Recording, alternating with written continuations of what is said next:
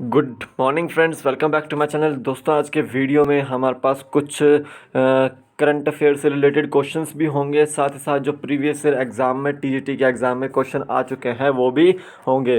तो आज मैं जो है मध्य प्रदेश से रिलेटेड जो है फैक्ट लेकर आया हूँ, क्योंकि ये जो क्वेश्चंस थे वो हाल ही में एग्ज़ाम में पूछे गए थे। ठीक है, तो आपको याद रखना है कि ये क्वेश्चन आपके पास भी आ सकते हैं। तो टीजीटी से रिलेटेड क्वेश्चंस हैं, ठीक है, और आपके संविधान से रिलेटेड क्वेश्चन हैं। जितने भी अनुच्छेद हैं वो कंप्लीट कर रहा हूँ मैं, ठीक है, और संविधान से रिलेटेड क्वेश्चन है वो कंप्लीट कर रहा हूँ। तो 10 क्वेश्चंस जो है संविधान से रिलेटेड होंगे और कुछ इंटरेस्टिंग फैक्ट्स भी होंगे। तो चलते हैं दोस्तों आज के वीडियो की और फर्स्ट क्वेश्चन को देखने से पहले सब्सक्राइब कर दो वीडियो चैनल को अगर नहीं किया है, और वीडियो को शेयर कर दो इधर उधर, ठीक है। तो फर्स्ट क्वेश्चन देख लेते हैं। फर्स्ट क्वेश्चन है, हाल ही में किस राज्य ने ई पंचायत पुरस्कार 2020 जीता है? तो ई पंचायत पुरस्कार बताना है आपको किसने जीता है। तो वो जीता है आपका हिमाचल प्रदेश ने। हिमाचल प्रदेश ने ई पंचायत पुरस्कार 2020 जीता है, ठीक है। तो हिमाचल प्रदेश से और रिलेटेड याद रखना है पंचवटी योजना। पंचवटी योजना इनके द्वारा चलाई गई है, ये इम्पोर्टेंट योजना है, तो आपको एग्ज़ाम में आ सकती है पंचवटी योजना। और इसमें क्या है कि जैसे आपके जो पार्क होते हैं, गार्डन्स होते हैं, वो बनाए जाएंगे इसके अंतर्गत, ठीक है। तो हिमाचल प्रदेश सरकार ने जो है आपका ई पंचायत पुरस्कार अवार्ड जीता है 2020 का। तो ऑप्शन सी इसका राइट आंसर है। हिमाचल प्रदेश के जो मुख्यमंत्री हैं वो जयराम ठाकुर है। ये इन्होंने देश के सर्वोच्च सीएम का जो है आपका अवार्ड भी जीता है, ठीक है। और साथ ही साथ बंडारू दत्तात्रेय जी हैं जो है आपके राज्यपाल हैं, ठीक है। और राज्यपाल की नियुक्ति कौन करता है आपको कमेंट सेक्शन में बताना है, ठीक है। तो ये चीज़ बतानी है। तो उत्तराखंड याद रखिए, पिथौरागढ़ में अभी जो है एक लाइकन पार्क खोला गया है। क्या खोला गया है? लाइकन पार्क, ठीक है। लाइकन पार्क, कवक पार्क जिसको बोलते हैं, कवक पार्क, ठीक है। और ये चीज़ और याद रखें, इनकी जो एक समर जो कैपिटल बनी है वो गैरसैंण बनी है, ठीक है। ये चीज़ याद रखनी है आपको। उत्तराखंड के सीएम है त्रिवेंद्र सिंह रावत, और गवर्नर है आपके बेबी रानी मौर्य, ठीक है, बेबी रानी मौर्य, ठीक है। ये चीज़ याद रखनी है, ठीक है। कलेसर नेशनल पार्क कहाँ पर है आपका? हरियाणा में। कलेसर नेशनल पार्क कहाँ पर है आपका? हरियाणा में। सूरजकुंड में एक अभी आर्ट एंड क्राफ्ट फेस्टिवल लगा था, ठीक है, जनवरी माह के महीने में, जनवरी के आसपास, फरवरी के आसपास। तो उसमें जो इनवाइटेड देश था वो था आपका उज्बेकिस्तान, ठीक है, और थीम स्टेट था हिमाचल प्रदेश, ठीक है। ये चीज़ याद रखनी है। उत्तर प्रदेश से रिलेटेड याद रखो कि जो आगरा में एक leather tanning research study centre खोला गया है। यानी कि मतलब जो मोची का काम करते हैं उनके लिए एक रिसर्च सेंटर खोला गया है, मतलब उनको ट्रेनिंग सेंटर खोला गया है एक तरह से उत्तर प्रदेश के आगरा में, ठीक है। ये चीज़ याद रखनी है। नेक्स्ट क्वेश्चन देखते हैं। वित्तीय आपातकाल घोषित करने का प्रावधान किस अनुच्छेद में है? वित्तीय आपातकाल पूछा है। आपातकाल 3 तरह के होते हैं, एक 352 में होता है, एक 356 में होता है, ठीक है, और एक 360 में होता है, ठीक है। 352 में कौन सा होता है? ठीक है, जितना पूरे देश में अगर आपातकाल लगाना हो राष्ट्रपति द्वारा तो वो 352 में होता है। वो तभी लगता है या फिर जब वॉर होती है या फिर कोई ऐसी क्राइसिस आती है जैसे देश ना चल रहा हो, ठीक है।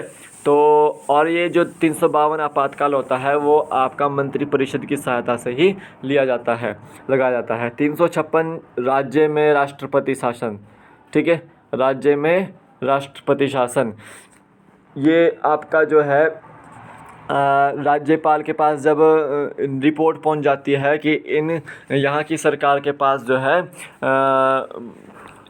बहुमत नहीं है, ठीक है, तो ये 356 के अंतर्गत जो है राष्ट्रपति शासन लगता है।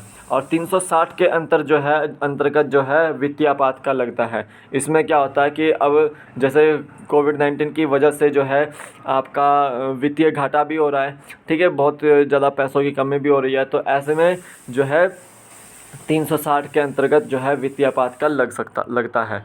ठीक है, तो ये आपको याद रखना है। तो ऑप्शन सी इसका राइट आंसर है, लेकिन ये आज तक कभी नहीं लगा और ना ही लगना चाहिए। ठीक है, तो अनुच्छेद 370 आपका J&K के बारे में था, लेकिन ये अब हटा दिया है, तो अनुच्छेद 370 अभी भी है। ठीक है, J&K से हटा दिया है ये। नेक्स्ट क्वेश्चन देखते हैं।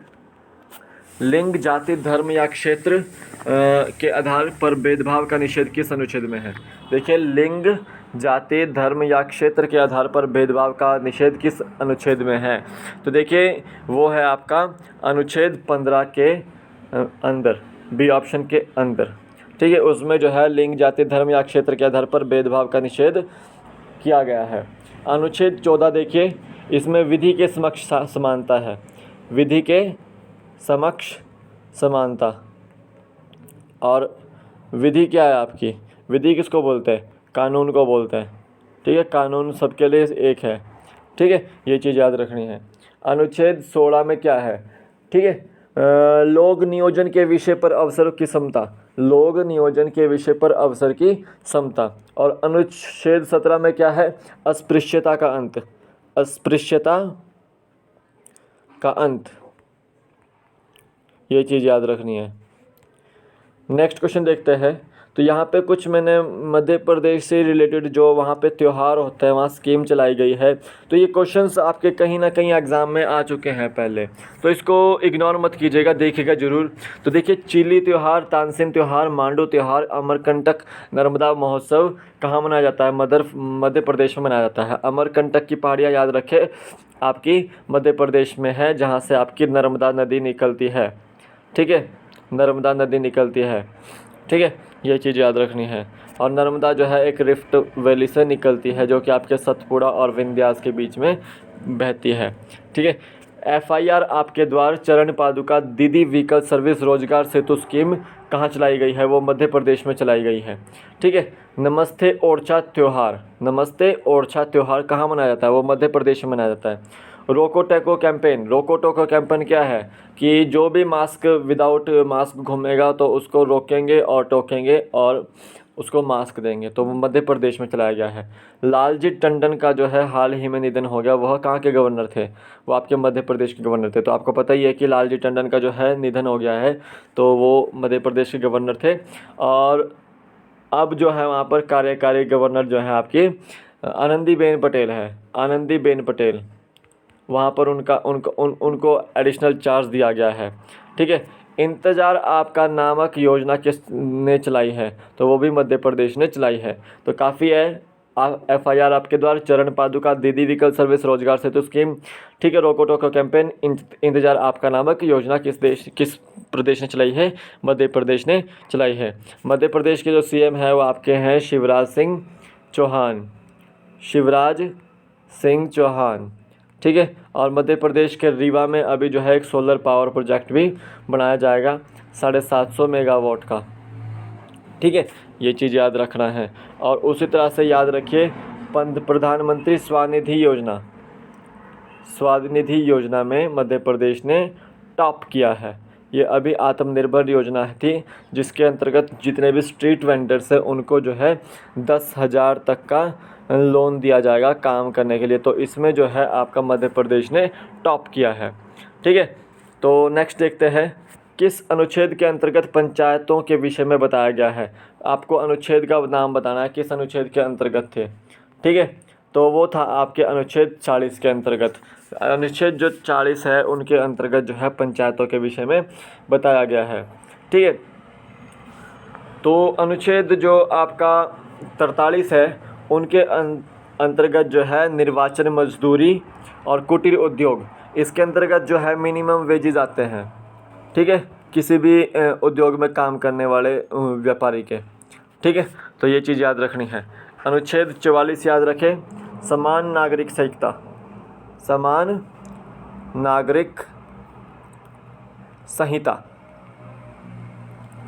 अनुच्छेद 45 याद रखें, 6 वर्ष से कम बालकों के लिए निःशुल्क व अनिवार्य शिक्षा। ठीक है, अनुच्छेद 45 के अंतर्गत भी है ये, और अनुच्छेद 21 का के अंतर्गत भी है वो। और जो अनुच्छेद 21 का के अंतर्गत जोड़ी गई है वो 86वें संविधान संशोधन के द्वारा जोड़ी गई है। तो 6 से 14 वर्ष के 6 वर्ष से कम बालकों के लिए निःशुल्क व अनिवार्य शिक्षा 6 वर्ष से कम बालकों के लिए निःशुल्क एवं अनिवार्य शिक्षा है इसमें। उसमें जो है आपका 21 का में 6 से 14 वर्ष के लिए है। ठीक है, याद रखना है। नेक्स्ट क्वेश्चन देखते हैं, राष्ट्रपति को शपथ कौन दिलाता है? कौन दिलाता है राष्ट्रपति को शपथ? तो देखिए, राष्ट्रपति को जो शपथ होती है वो चीफ जस्टिस ऑफ इंडिया दिलाता है। सी ऑप्शन इसका राइट आंसर है। राष्ट्रपति अपना त्यागपत्र किसको देता है? उपराष्ट्रपति को। ठीक है, अगर त्यागपत्र पूछा गया तो उपराष्ट्रपति आएगा, अगर शपथ पूछी गई तो चीफ जस्टिस ऑफ इंडिया आएगा। तो आपके चीफ जस्टिस ऑफ इंडिया जो है आपके कौन है? सुप्रीम कोर्ट के जज शरद अरविंद बोबडे। शरद अरविंद बोबडे। इससे पहले कौन थे? आपके रंजन गोगोई साहब। ठीक है, रंजन गोगोई साहब। ठीक है, और वो रंजन गोगोई साहब जो हैं अब आपके राज्यसभा के मेंबर हैं। ठीक है, ये चीज़ याद रखनी है।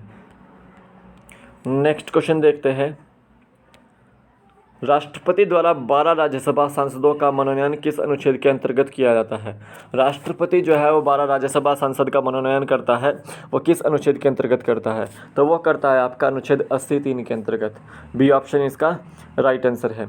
अनुच्छेद 75 देखिए, इसमें प्रधानमंत्री की नियुक्ति होती है, किसके द्वारा? राष्ट्रपति द्वारा। ठीक है, ये याद रखना है। अनुच्छेद 76 याद रखिए, इसमें महान्यायवादी की नियुक्ति होती है। महान्यायवादी की नियुक्ति होती है, किसकी होती है? महान्यायवादी की। 85 में देखिए, प्रधानमंत्री की सलाह पर राष्ट्रपति लोकसभा को भंग कर सकता है। ठीक है, राष्ट्रपति लोकसभा को तभी भंग कर सकता है जब प्रधानमंत्री उसको सलाह देता है। ठीक है, प्रधानमंत्री तभी सलाह देता है जब उसके पास मेजोरिटी नहीं होती। ठीक है, अन्यथा जो है लोकसभा जो है भंग नहीं होती। अनुच्छेद 85 के अंतर्गत आता है वो। ठीक है, ये चीज़ याद रखनी है। नेक्स्ट क्वेश्चन देखते हैं, तिरंगा कब अपनाया गया? तिरंगा कब अपनाया गया था? तो देखिए, तिरंगा जो था वो आपका 22 जुलाई 1947 को अपनाया गया था। तो ऑप्शन बी इसका राइट आंसर है। डिज़ाइनर कौन थे तिरंगे के? डिज़ाइनर का नाम पूछ लेते हैं, पिंगाली वेंकैया। पिंगाली वेंकैया उसके डिज़ाइनर थे। ठीक है, कौन थे? पिंगाली वेंकैया। 24 जनवरी 1950 को क्या हुआ था? 24 जनवरी जो 1950 को क्या हुआ था? ठीक है, ये बताना है आपको। उसी तरह से मैं आपको बता देता हूँ कि 9 दिसंबर 1946 को क्या हुआ था। जो आपकी संविधान सभा थी उसकी पहली बैठक हुई थी। संविधान सभा की फर्स्ट बैठक 9 दिसंबर 1946 को। ठीक है, और 11 दिसंबर 1946 को क्या हुई थी? दूसरी बैठक हुई थी, दूसरी बैठक। ठीक है, फिर आपकी 13 दिसंबर 1946 को हुई थी जिसमें उद्देश्य प्रस्ताव रखा गया था। ठीक है, ये चीज़ याद रखनी है। नेक्स्ट क्वेश्चन देखते हैं, नेक्स्ट क्वेश्चन है, रावी तथा व्यास जल विवाद किन राज्यों के बीच में है? तो रावी जो नदी है वो हिमाचल से निकलती है, व्यास भी हिमाचल से निकलती है, तो विवाद कहाँ होगा बताइए? ठीक है, रावी जो है आपकी बड़ा भंगाल से निकलती है, कांगड़ा से। ठीक है, व्यास आपकी जो है आपकी रोहतांग दर्रे से निकलती है। तो आपका जो है जो विवाद है जल विवाद वो किन किन राज्यों के बीच में? वो है आपका पंजाब, हरियाणा, राजस्थान के बीच में। ए ऑप्शन इसका राइट आंसर है। ठीक है, नेक्स्ट क्वेश्चन देखते हैं, प्रारूप समिति का गठन कब हुआ था? जो प्रारूप समिति थी उसका गठन कब हुआ था? तो वो हुआ था आपका 29 अगस्त को। 29 अगस्त को प्रारूप समिति का गठन हुआ था और इसके जो अध्यक्ष थे वो B.R. अम्बेडकर थे। ठीक है, B.R. अम्बेडकर थे। तो इसमें 7 मेंबर थे, डॉक्टर भीमराव अम्बेडकर, K.M. मुंशी, अल्लादी कृष्णा स्वामी अय्यर, M. माधवराव, सैयद मोहम्मद सादुल्ला, N. गोपाला स्वामी अयंगर, D.P. खेतान। और D.P. खेतान की जगह पर कौन आए थे? T.T. कृष्णमाचारी। ठीक है, तो आपका 29 अगस्त 1947 को प्रारूप समिति का गठन हुआ था। नेक्स्ट क्वेश्चन देखते हैं, 15वें वित्त आयोग के अध्यक्ष कौन हैं? 15वें वित्त आयोग के अध्यक्ष बताने हैं आपको। तो देखिए यहाँ पर जो है मे बी ADB के जो आपके वाइस प्रेसिडेंट बनाए गए हैं वो हैं आपके एशियन डेवलपमेंट बैंक के अशोक लवासा। इसको चेक कर लें, ठीक है। राजीव महर्षि जो है आपके कैग हैं, कंट्रोलर ऑडिटर जनरल, ये चेक कर सकते हैं आप। के वेणुगोपाल जो हैं आपके महान्यायवादी हैं, ठीक है, महान्यायवादी। और जो आपके NK सिंह हैं वो 15वें वित्त आयोग के अध्यक्ष हैं और इनका पूरा नाम है नंदकिशोर सिंह। नंदकिशोर सिंह, क्या नाम है? नंदकिशोर सिंह। तो ऑप्शन ए इसका राइट आंसर है। आज के क्वेश्चंस इतने ही थे। अगर आपको अच्छे लगे हों तो प्लीज़ मेरे को कमेंट सेक्शन में लिखें और जो मैंने आपसे पूछा है वो मुझे बताएं। और एशियन डेवलपमेंट बैंक का जो हेडक्वार्टर है वो मनीला फिलीपींस में है, मैंने आपसे कल पूछा था, ठीक है। तो ये चीज़ याद रखनी है। तो आज के वीडियो में इतना ही, कल फिर मिलेंगे एक नए वीडियो के साथ, तब तक के लिए जय हिंद।